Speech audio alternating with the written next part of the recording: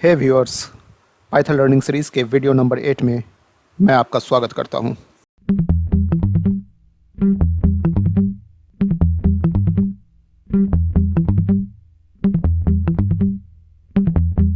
तो दोस्तों, इस वीडियो में हम लोग स्विच केस के कॉन्सेप्ट के बारे में समझते हैं। अगर आप किसी और प्रोग्रामिंग लैंग्वेज को देखेंगे, जैसे कि सी, सी प्लस प्लस, जावा, पीएचपी या जावास्क्रिप्ट, तो इन हर प्रोग्रामिंग लैंग्वेज में स्विच और केस नाम के दो कीवर्ड होते हैं। और जब हमें स्विच केस का यूज़ प्रोग्रामिंग में करना होता है तो इन कीवर्ड्स का यूज़ भी किया जाता है। लेकिन पाइथन में स्विच और केस नाम का कोई कीवर्ड नहीं है, लेकिन फिर भी पाइथन में डिक्शनरी के हेल्प से हम लोग स्विच केस की तरह प्रोग्रामिंग कर सकते हैं। तो पाइथन में स्विच केस को समझने के लिए आइए एक प्रोग्राम बनाते हैं और स्विच केस के कॉन्सेप्ट को समझते हैं। हमें क्या प्रोग्राम बनाना है? हमें यूज़र को अलाउ करना है कि यूज़र दो नंबर एंटर कर सके और एक स्ट्रिंग एंटर कर सके। वो स्ट्रिंग कोई अर्थमेटिक ऑपरेशन का नाम होगा, जैसे कि ऐड या सब्ट्रैक्ट या मल्टीप्लाई या डिवीज़न। तो जो भी स्ट्रिंग यानी जो भी अर्थमेटिक ऑपरेशन का नाम यूज़र एंटर करेगा, उसके बेसिस पर एंटर्ड किए हुए दोनों नंबर पे वो अर्थमेटिक ऑपरेशन परफॉर्म हो। कहने का मतलब है, अगर यूज़र इनपुट में 6 और 5 दो नंबर्स एंटर करता है और स्ट्रिंग के रूप में अगर ऐड एंटर करता है, तो आउटपुट में रिजल्ट 6 + 5 11 आना चाहिए। तो आइए इस प्रोग्राम को बनाते हैं। तो इसके लिए मैं एक वेरिएबल ले लेता हूँ fn और दूसरा वेरिएबल लेता हूँ sn, फर्स्ट नंबर और सेकंड नंबर। इसमें मैं इनपुट फंक्शन का यूज़ करता हूँ। इनपुट के अंदर मैं लिख देता हूँ फर्स्ट नंबर। अब सेकंड नंबर के लिए भी सेम चीज़ मैं करता हूँ। मैं ऊपर वाले लाइन को ही कॉपी करके नीचे पेस्ट कर देता हूँ और यहाँ पर फर्स्ट के जगह सेकंड कर देता हूँ। ACCOND, second number. ठीक है। अब मुझे क्या करना है, एक और वेरिएबल लेना है जिसमें मुझे स्ट्रिंग को एक्सेप्ट करना है। तो इस वेरिएबल का नाम मैं OPR रख देता हूँ। OPR मतलब ऑपरेशन। ठीक है। और इनपुट का मैं यूज़ करता हूँ, यहाँ मैं लिखता हूँ एंटर अरिथमेटिक ऑपरेशन। ठीक है। ये मेरे तीनों इनपुट्स हो गए। मैं एक काम कर सकता हूँ, यहाँ पर OPR को लोअर में कन्वर्ट कर देता हूँ, OPR.lower।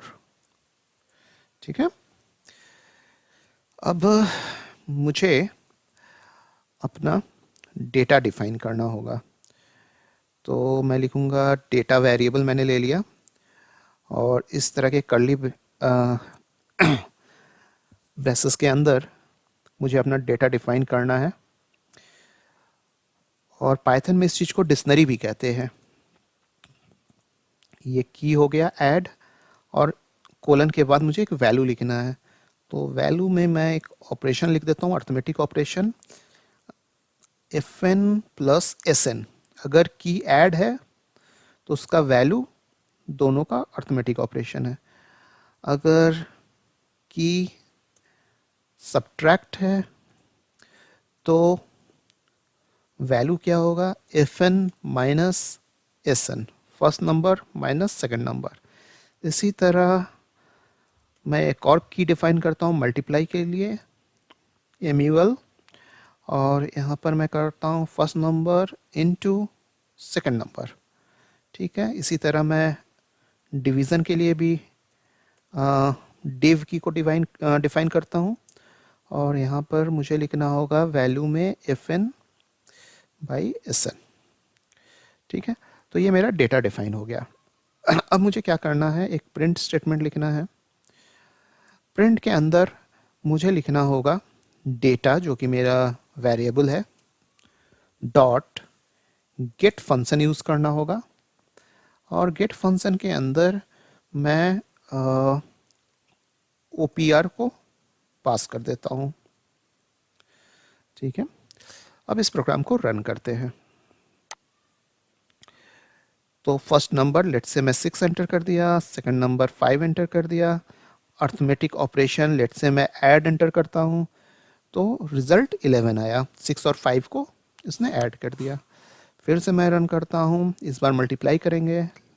First number 6, second number 5, और अर्थमेटिक ऑपरेशन पे मैं MUL मल एंटर करता हूँ। आपको याद रखना पड़ेगा, अर्थमेटिक ऑपरेशन में आप वही वैल्यू को एंटर कीजिए जो आपके कीज़ में डिफाइन है।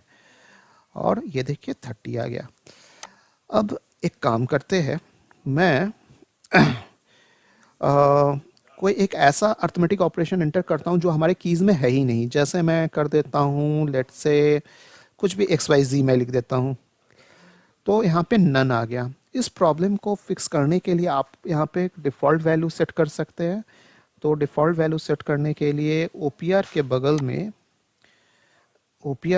में आपको यहाँ पे लिखना होगा इनवैलिड, कुछ भी आप लिख सकते हैं। मैं इनवैलिड ऑपरेशन लिख देता हूँ, ऑपरेशन। ठीक है, अब मैं इसे रन करूँ, मैं इसमें कोई नंबर डाल देता हूँ और यहाँ पे XYG कुछ भी एंटर करता हूँ, तो इनवैलिड ऑपरेशन। तो मैं आशा करता हूँ कि ये प्रोग्रामिंग आपको समझ में आ गई होगी। अब स्विच केस का यूज़ करते हुए आपको एक प्रोग्राम खुद से बनाना है। और इस प्रोग्राम में आपको क्या करना है, इसमें आपको किसी कंपनी की एम्प्लॉय का नाम एज ए इनपुट एंटर करना है और आउटपुट में उसकी सैलरी प्रिंट होनी चाहिए। तो इस चीज़ को बनाने के लिए आपको एक डिक्शनरी डिफ़ाइन करनी होगी। तो आप इस तरह कीज़ में एम्प्लॉय का नाम डिफ़ाइन कर दीजिए, जैसे कि मैंने यहाँ पे एक सैम्पल डेटा रख रखा है, और वैल्यूज़ में उसकी कोई भी सैलरी आप रख सकते हैं। दोस्तों, मैं एक्सपेक्ट कर रहा हूँ कि आप मेरे वीडियोस को एंजॉय कर रहे होंगे और मेरे बताए हुए इंफॉर्मेशंस आपके स्किल्स को इम्प्रूव कर रही होगी। अब आगे बढ़ने से पहले मैं चाहता हूँ कि एक छोटा सा एग्ज़ाम लिया जाए, कुछ क्वेश्चंस मैं पूछूं और आप लोग उसका आंसर देने का कोशिश कीजिए। तो ये एक मल्टीपल चॉइस वाला एग्ज़ाम है। तो इसमें जो सबसे पहला क्वेश्चन है वो है, which one of the below statement is wrong. इसमें 5 स्टेटमेंट्स है, कौन रॉन्ग है ये आपको पता करना है। पहला ऑप्शन है नम इक्वल्स टू 100। ऑप्शन बी है नम अंडरस्कोर 1 इक्वल्स टू 100.00, यानी कि इस वेरिएबल नम अंडरस्कोर 1 वेरिएबल में हम लोग एक फ्लोट वैल्यू 100.00 को स्टोर कर रहे हैं। ऑप्शन सी है underscore num equals to b equals to 50। D में है 1 अंडरस्कोर नम इक्वल टू 50। और फिफ्थ ऑप्शन में है नम अंडरस्कोर ए इक्वल्स टू 100/2। तो इन 5 में से कौन कौन से ऑप्शंस गलत है ये आपको बताना है। तो option A num equals to 100, क्या यह सही है? यह बिल्कुल सही है। हमने कई बार प्रोग्रामिंग में इस तरह का वेरिएबल लिया है जिसमें हमने वैल्यू असाइन करी है। ऑप्शन बी भी सही है। हम लोग किसी भी वेरिएबल में अंडरस्कोर यूज़ कर सकते हैं, जैसे मैंने यहाँ पे नम अंडरस्कोर 1 किया है, और हम डेसिमल वाले वैल्यूज जिसे फ्लोट वैल्यू कहते हैं उसे भी स्टोर कर सकते हैं। अब option 3 underscore num equal to b equal to 50, क्या ये सही है? हम लोग किसी वेरिएबल को अंडरस्कोर से स्टार्ट कर सकते हैं, ये बिल्कुल सही वेरिएबल है। उसके बाद हम यहाँ पे दो वेरिएबल यूज कर रहे हैं, अंडरस्कोर नम और बी। इस चीज को मल्टी असाइनमेंट कहते हैं, यानी आप एक ही लाइन में अंडरस्कोर नम और बी में 50 स्टोर कर दिए। ये भी बिल्कुल सही है। चौथा option, 1 underscore num equals to 50, ये ऑप्शन सही नहीं है, क्योंकि हम किसी भी वेरिएबल को नंबर से स्टार्ट नहीं कर सकते हैं। ठीक है। और फिफ्थ ऑप्शन है नम अंडरस्कोर ए इक्वल्स टू 100/2, ये भी बिल्कुल सही है, इसमें भी कोई प्रॉब्लम नहीं है। तो आइए अब बढ़ते हैं क्वेश्चन नंबर 2 की तरफ। तो क्वेश्चन नंबर 2 है, what is the output of below program. एक छोटा सा प्रोग्राम है 2 लाइन का, और इसमें क्या आउटपुट आएगा ये आपको बताना है। तो इसमें एक वेरिएबल है नेम, जिसमें वैल्यू हमने स्टोर कर दिया है राज, और प्रिंट हो रहा है हेलो, उसके बाद कॉमा नेम वेरिएबल, फिर end equals to asterisk, comma sep equals to underscore. तो क्या आउटपुट आएगा?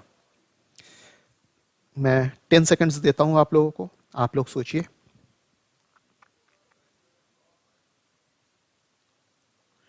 3, 2, 1। ओके, तो पहला ऑप्शन है हेलो अंडरस्कोर राज स्टार। तो जैसे कि प्रिंट में हेलो, तो सबसे पहले हेलो प्रिंट होना चाहिए। उसके बाद कॉमा के बाद एक कॉमा दिया है मैंने, और नेम वेरिएबल को दिया है, यानी हेलो और नेम में राज है, तो हेलो राज होना चाहिए। और हेलो और राज के बीच में बाय डिफॉल्ट स्पेस प्रिंट होना चाहिए, लेकिन यहाँ पर हमने सिर्फ प्रॉपर्टी का, सेपरेटेड प्रॉपर्टी का यूज़ किया है, और जिसमें हमने अंडरस्कोर कर दिया है, तो यहाँ पे हेलो अंडरस्कोर राज प्रिंट होगा। और इसके बाद एंड प्रॉपर्टी में मैंने स्टार लगा दिया है।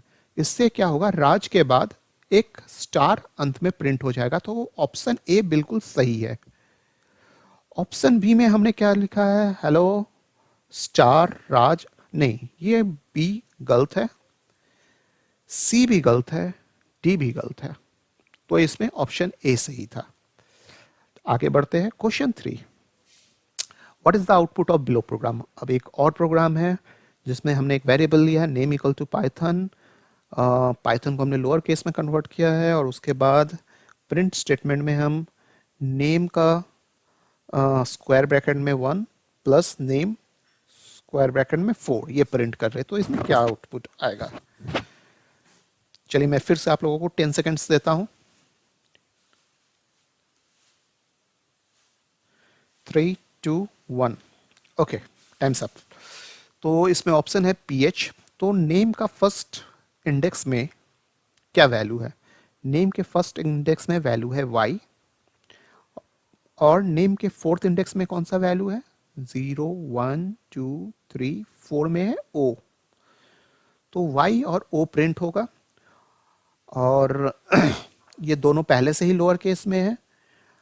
अगर ये कैप्स में भी होता तो हमने यहाँ लोअर लगाया है, तो वो लोअर में कन्वर्ट हो जाता, यानी लोअर केस में y और o प्रिंट होगा, which is option number C. ठीक है, अब आगे बढ़ते हैं। क्वेश्चन 4 है, is it mandatory to use else with if. क्या इफ के साथ एल्स को यूज करना बिल्कुल जरूरी है? क्या लगता है आपको, इसका आंसर क्या होना चाहिए, यस या नो? इसका आंसर होना चाहिए नो, क्योंकि हम लोग इफ को बिना एल्स का भी यूज कर सकते हैं, और उस कॉन्सेप्ट को ही सिंपल इफ कहते हैं, राइट? चलिए अब आगे बढ़ते हैं। What is the output of below program. एक प्रोग्राम है, और इसका आउटपुट क्या होगा? तो पहले प्रोग्राम को देखते हैं, क्या प्रोग्राम है। प्रोग्राम है कि a equals to 100, b equals to 25। ठीक है, दो वेरिएबल है, 100 और 25 उसमें डिफाइन कर रखा है। उसके बाद एक मल्टीपल इफ का ब्लॉक है, जिसमें पहला कंडीशन है if a equals to b, first condition is correct. दूसरा है elif a equals to b into 4, second condition is correct. और फाइनली एल्स में लिखा हुआ है print both conditions are wrong. तो इसका क्या आउटपुट आएगा? फर्स्ट कंडीशन इज करेक्ट, ये आउटपुट आएगा। सेकंड कंडीशन इज करेक्ट, ये आउटपुट आएगा। या आउटपुट में आएगा बोथ कंडीशंस आर रॉन्ग। तो इसका आउटपुट आना चाहिए सेकंड कंडीशन इज करेक्ट, क्योंकि ए का वैल्यू है 100 और बी का वैल्यू है 25। तो ए यानी कि 100 बी यानी कि 25 के इक्वल नहीं है, तो ये कंडीशन फॉल्स रिटर्न करेगा, जिस वजह से कंट्रोल एलिफ में जाएगा। यहाँ पे हम चेक कर रहे a which is 100 equals to b into 4, b is 25 into 4 यानी 25 इंटू 4 100, तो 100 इज इक्वल्स टू 100। तो हमारा सेकेंड कंडीशन इज करेक्ट, ये स्टेटमेंट एग्जीक्यूट कर जाएगा। So guys that's it for this video. तो इस वीडियो में इतना ही रहने देते हैं और मैं अब आपसे मिलूँगा नेक्स्ट वीडियो में लूप्स के कॉन्सेप्ट के साथ। दोस्तों, अगर आपको ये वीडियो अच्छा लगा तो इसे लाइक करें, अपने दोस्तों के साथ शेयर कीजिए, और अगर आपके पास कोई क्वेश्चन है तो आप कमेंट सेक्शन में अपने क्वेश्चन को पूछ सकते हैं। और अगर अभी तक आपने हमारे चैनल को सब्सक्राइब नहीं किया है तो इसे सब्सक्राइब कीजिए, और सब्सक्राइब करके बेल आइकन को प्रेस करना ना भूलें, ताकि मेरे आने वाले वीडियो का नोटिफिकेशन आपको मिल जाए। Thank you for watching.